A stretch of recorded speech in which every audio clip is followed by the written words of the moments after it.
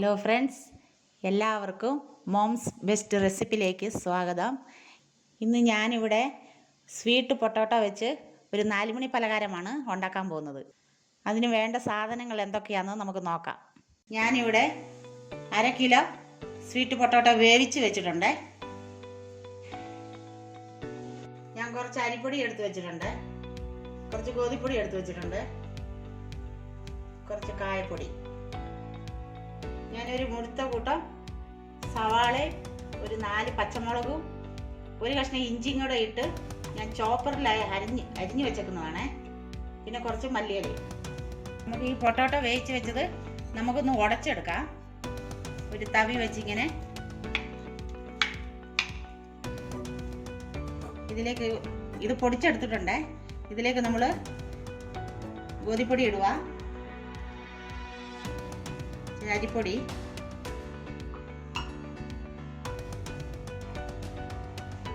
അരിഞ്ഞു വെച്ച ഈ ചുമന്നുള്ളി, മല്ലിച്ചപ്പ് ഇട്ടിട്ടുണ്ട്. ഇനി നമുക്ക് ഇച്ചിരി മുളക് പൊടി, ഇതിനാവശ്യത്തിന് ഉപ്പ്, ഒരു 1/2 സ്പൂണ് കായപ്പൊടി. നമ്മൾ പൊട്ടാറ്റോ വേവിച്ചപ്പോൾ ഉപ്പിട്ടിട്ടില്ലായിരുന്നു. ഇനി നമുക്ക് ഇതെല്ലാം കൂടെ കുഴച്ചെടുക്കാം. കൈ കുഴച്ചെടുക്കണം.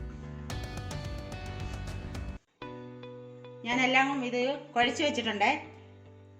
നമുക്കിത് ചെറിയ ഉരുളയാക്കി കട്ട്ലേറ്റിൻ്റെ രൂപത്തിലെടുക്കാം.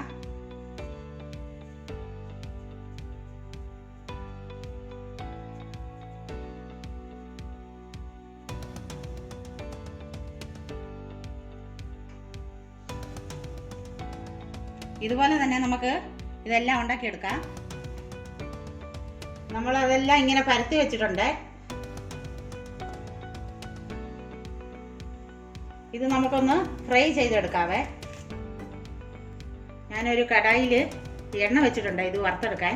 ഇത് ഒത്തിരി എണ്ണ വേണ്ട, കുറച്ച് എണ്ണ മതി. നമ്മുടെ ഇതിൻ്റെ പകുതി മുഖങ്ങളും ചെറിയ തീയിൽ വറുത്തെടുക്കണേ, ഇല്ല കരിഞ്ഞു പോകും.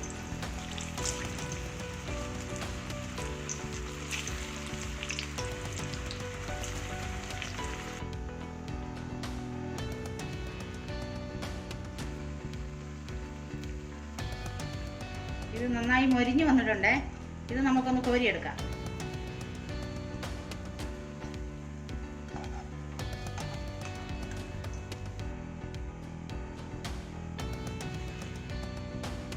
ഇതുപോലെ തന്നെ നമുക്കെല്ലാം ആക്കിയെടുക്കാം.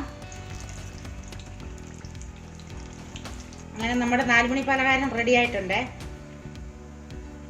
ഇതിൻ്റെ പുറം നല്ല ക്രഞ്ചി ആയിട്ടുണ്ട്, അകം നല്ല സോഫ്റ്റും.